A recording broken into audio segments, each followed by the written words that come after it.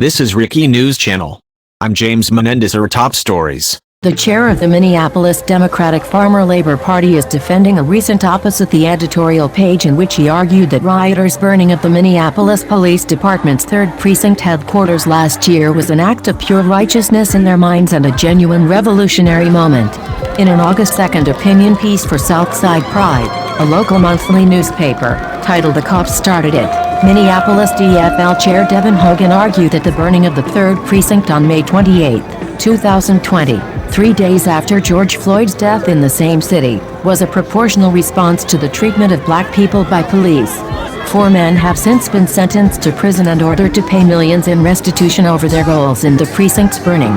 They killed George Floyd and took every opportunity to escalate, agitate and make things worse. The cops are rioting and the people are responding, Hogan wrote. Like it or not, setting the Third Precinct on fire was a genuine revolutionary moment. An act of pure righteousness to open new worlds of understanding. The people declared themselves ungovernable and unilaterally took their power back. The largest international human rights movement in modern history had begun. The youth of Minneapolis carried all of this. The cops started it. The call from the streets was genuine liberation, truly and finally. The work continues until that day comes, he continued. Eyes on the prize. Remember the demand of the streets. The blood and treasure spent. This is our job. Minneapolis must answer the call. For real this time. For real, for real. Do it for the kids.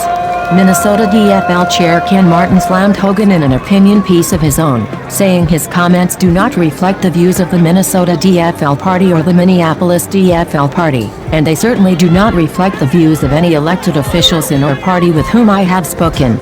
I condemn Hogan's dangerous, violent and inflammatory rhetoric, Martin wrote. U.S. Rep.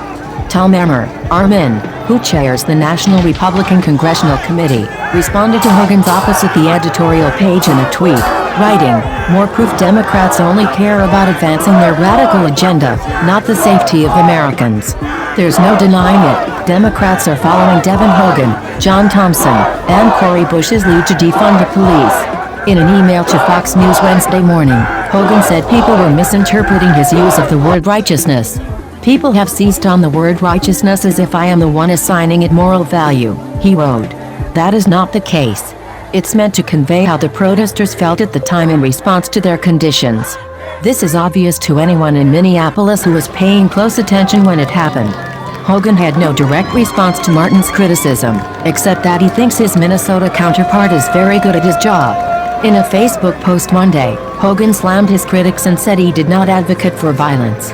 "The truth hurts," he wrote.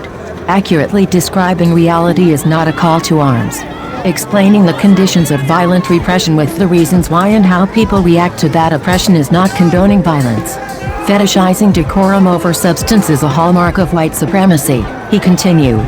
If anti-racism offends your sensibilities, then please use this moment to examine the role you play in maintaining and upholding these systems. Which side are you on? The Minneapolis DFL did not respond to Fox News' request for comment.